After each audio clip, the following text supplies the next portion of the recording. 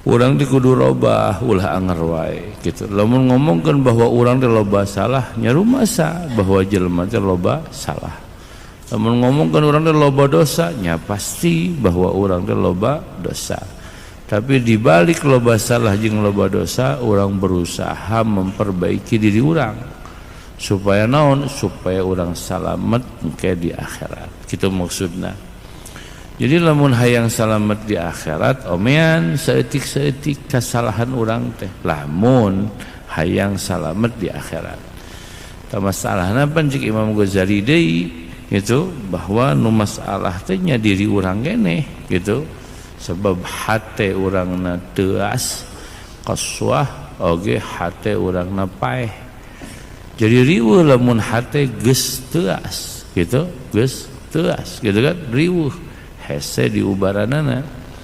Tah cara lamun hayang gampang ngadengen nasihat berarti hatena kudu dileulesan heula. Itu diubaran heula. Kumaha cenah nu leuwih parah mah lamun hatena geus modar. Tadi mana jelema hatena geus modar, geus hese pisan diomeanana, bahkan nyaris teu bisa diomean. Lamun hatena geus modar, kecuali memang bener-bener anugerah ti Allah Subhanahu wa taala.